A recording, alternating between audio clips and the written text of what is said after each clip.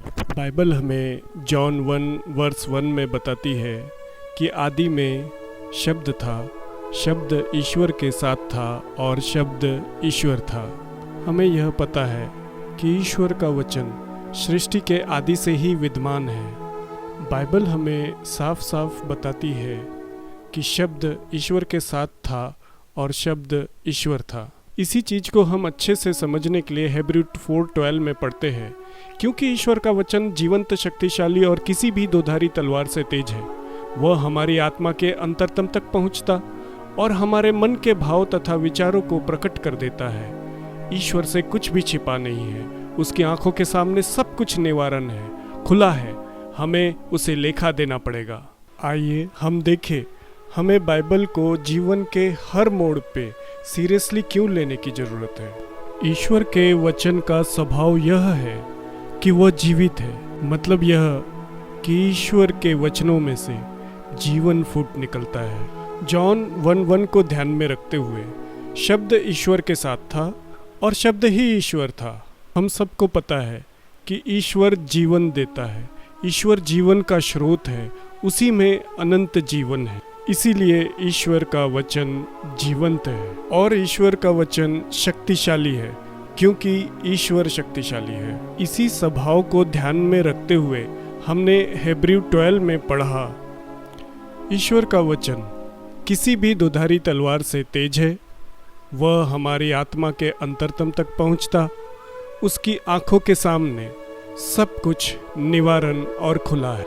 Bible के अन्य भाग में हमें बहुत ही जरूरी वचन पढ़ने को मिलता है। एग्जाम्पल के तौर पर जेरेमिया 23:29 में हम पढ़ते हैं, तेरी वाणी अग्नि जैसी है, यह उस हथौड़े की तरह है जो चट्टान को टुकड़े टुकड़े कर देती है। इन वचनों से हमें दो जरूरी चिन्ह मिलते हैं, एक आग और दूसरा हथौड़ा। पर अग्नि ही क्यों? ईश्वर का वचन अग्नि क्यों है? मुझे ऐसा लगता है क्योंकि अग्नि हर दोष का नाश कर देती है। एग्जाम्पल के तौर पर अग्नि के इस्तेमाल से लोहे को शुद्ध किया जाता है, और जिस तरह लोहा अग्नि से शुद्ध हो जाता है, उसी तरह हमारा हृदय, हमारी आत्मा और हमारी गंदगी ईश्वर के वचनों द्वारा शुद्ध हो जाता है। इसीलिए ईश्वर के वचन को अग्नि की तरह माना गया है। और हम पढ़ते हैं, जो हथौड़ी की तरह चट्टान को टुकड़े टुकड़े कर देता है।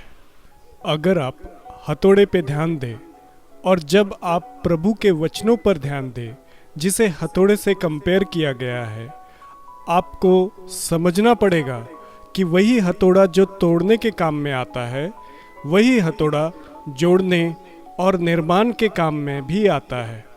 ईश्वर का वचन हथौड़े की तरह है, जो बुराई को नष्ट कर देता है और हमारे बुरे नियत को भी चूर चूर कर सकता है, ताकि वो हमारे विश्वास को बढ़ा सके।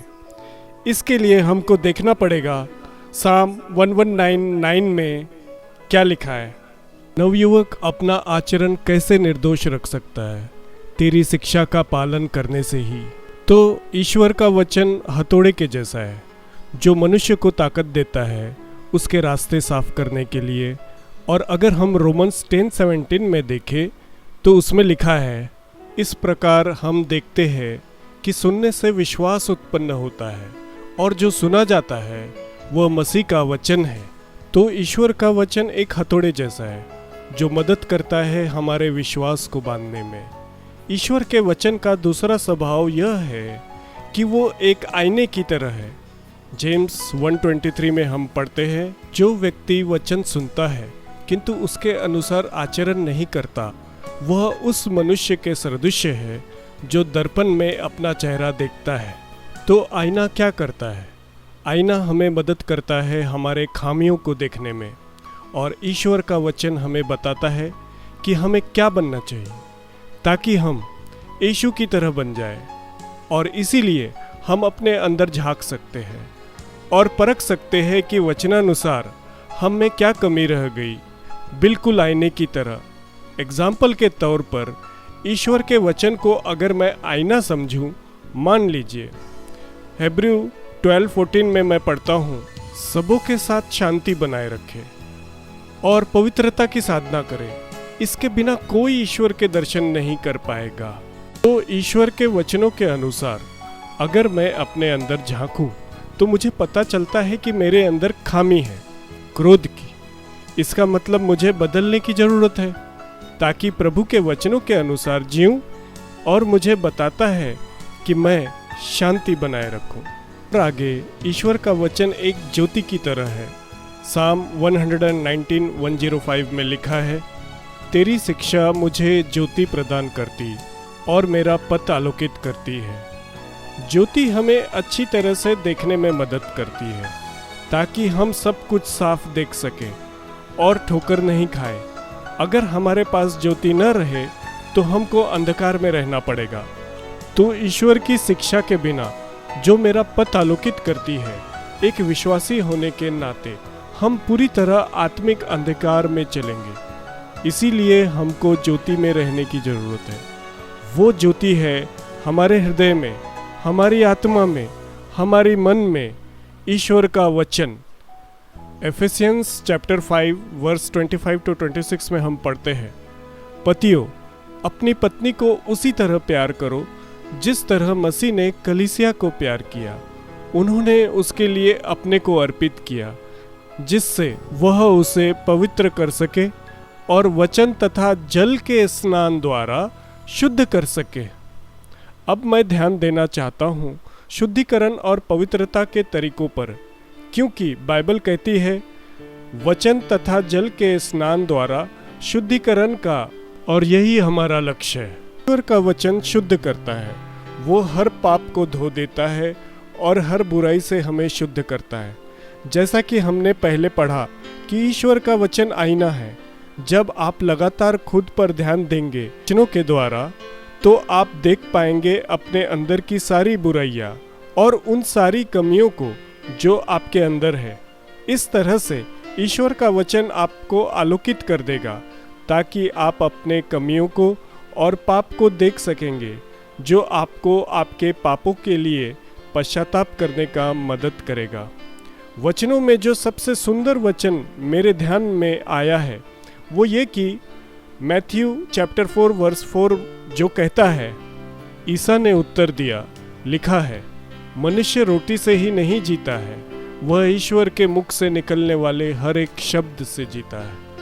मेरा ध्यान जाता है उन महत्वपूर्ण वचनों पर जहाँ बाइबल कहती है ईश्वर के मुख से निकलने वाले हर एक शब्दों से जीता है।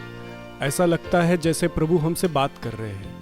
फिर भी अगर आपको याद हो, शुरुआत में हमने पढ़ा था, आदि में शब्द था, शब्द ईश्वर के साथ था और शब्द ईश्वर था। और मत्ती में हमें बताया जाता है कि मनुष्य सिर्फ रोटी से ही नहीं जीता, और ये काफ़ी नहीं है, क्योंकि हमको ईश्वर के मुख से निकलने वाले हर एक वचनों की ज़रूरत है। क्योंकि ईश्वर का वचन, बाइबल, वो खाना है जो हमारे मन और आत्मा को पोषण देता है। ये हमें दूध देता है, जैसे कि 1 पीटर चैप्टर 2 वर्स 2 कहता है, नवजात शिशुओं की तरह शुद्ध आध्यात्मिक दूध के लिए तरसते रहें, जो मुक्ति प्रदान करने के लिए आपका पोषण करेगा। तो मुझे आशा है कि आप समझ गए होंगे कि ईश्वर का वचन पूर्ण है और शक्तिशाली है, और आप इसे अपने जीवन में लागू कर सकते हैं। ईश्वर के वचनों में आपको जीवन मिलता है, अनंत जीवन, और अग्नि की तरह ईश्वर का वचन हमें शुद्ध करता है, और ये हमें हमारे सारे कमियों और खामियों और अपवित्रता से शुद्ध कर सकता है। ईश्वर का वचन हथौड़े की तरह है।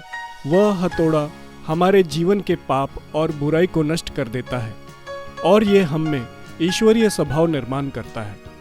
ईश्वर का वचन आईने की तरह है। ये हमारे कमियों को उजागर करता है जहाँ पर हमें कार्य करने की जरूरत है। ईश्वर का वचन ज्योति है, वो ज्योति जो हमें दिशा देती है हमारे जीवन में। ईश्वर का वचन शुद्ध करता है और हमारे पुराने स्वभाव को नया बनाने में मदद करता है। और आखिर में ईश्वर का वचन हमको पोषण देता है। मनुष्य सिर्फ रोटी से ही नहीं, बल्कि ईश्वर के मुख से निकलने वाले हर एक वचनों से जीता है।